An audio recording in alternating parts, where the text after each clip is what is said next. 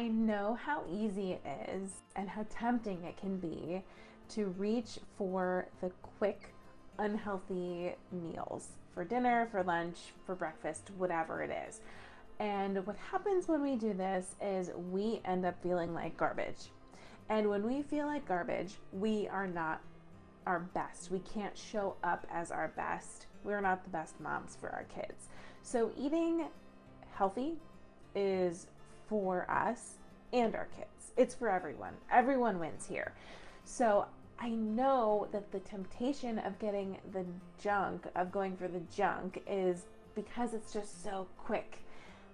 But today we're talking about 3 super easy dinner ideas that don't take a lot of time, and they're healthy and super easy.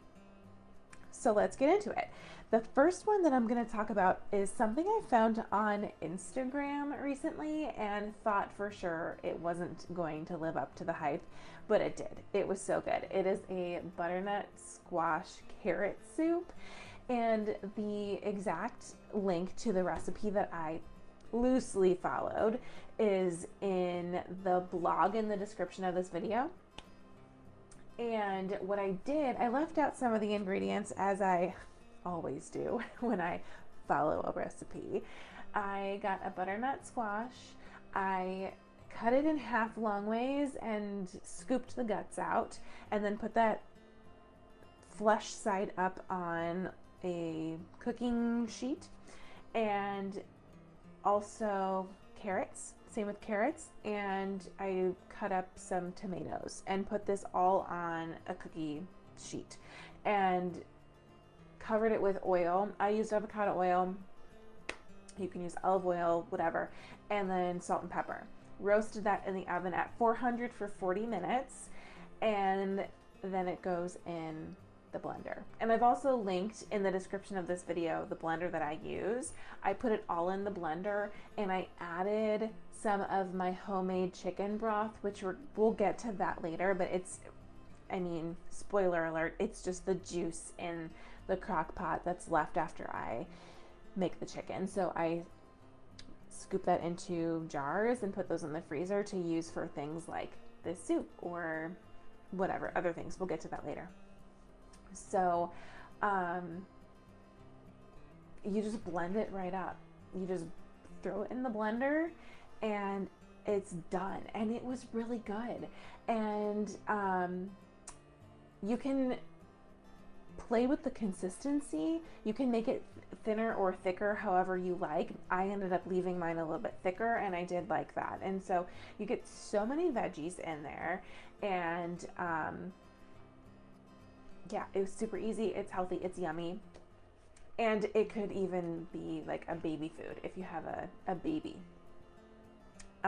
Next is just throwing chicken in the crock pot. It's so easy. It doesn't have to be a certain kind of cut of chicken. Like it, especially if this is a really good thing to keep in mind for like postpartum, because it's just so easy to just put chicken in the crock pot and fill it with water and then throw some spices in there and just set it for however many hours. I've set it for 4 hours. I've set it for 6 hours.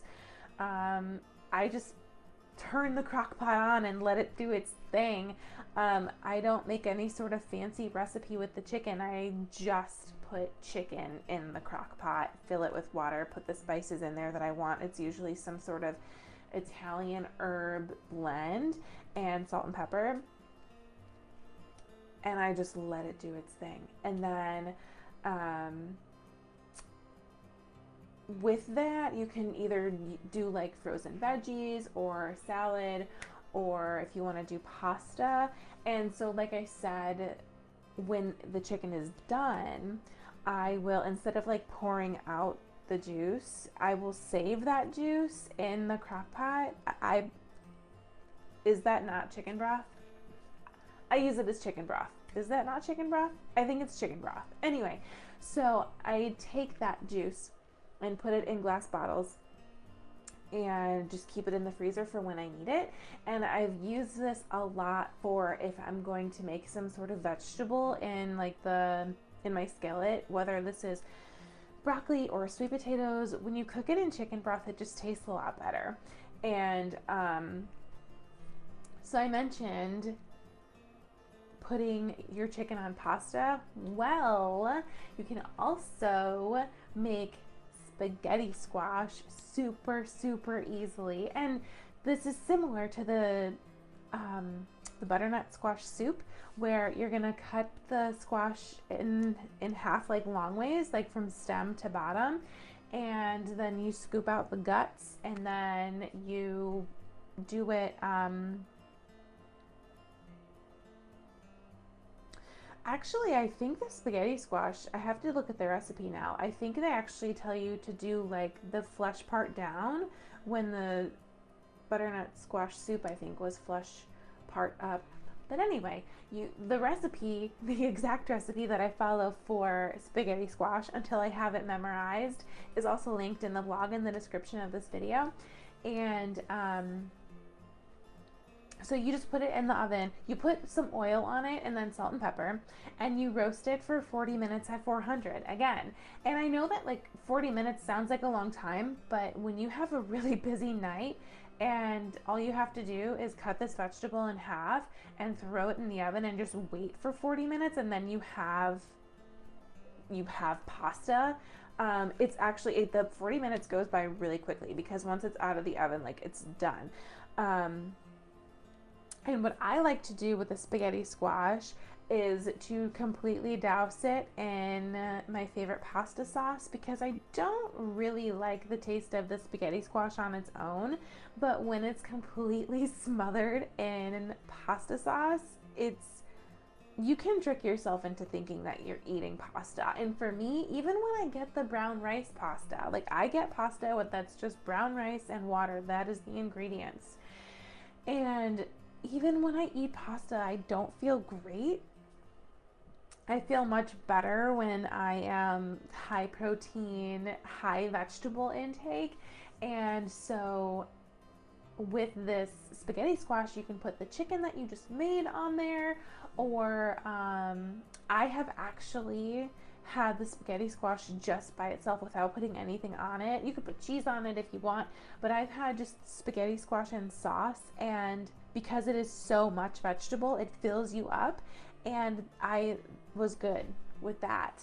And you can always do like apple and peanut butter for dessert or something like that, or if you're still hungry after your meal, like you can have apple and peanut butter or almond butter or any sort of nut butter of your choice. And that's like usually my go-to is the apple and the nut butter to satisfy any sort of lingering hunger if that happens. And the other thing too is the soup and the spaghetti squash both store really nicely, so you can also either put it in the fridge or the freezer for a super busy night and just pull it right out and you're good to go. And let's see, was there anything else? I think that's pretty much it. For dessert, I love chocolate, and 70% dark chocolate is considered a health food in appropriate amounts. Like if you have an entire chocolate bar, that's not a great thing. Too much of a good thing is no longer a good thing.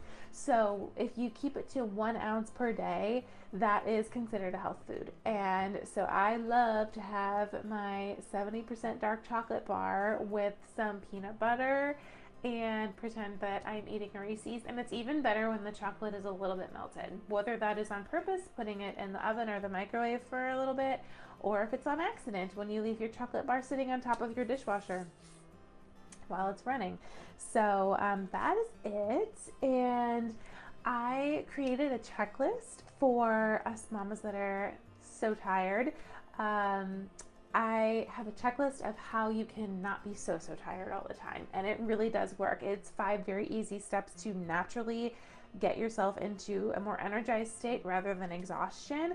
And the link for that is in the description of this video as well.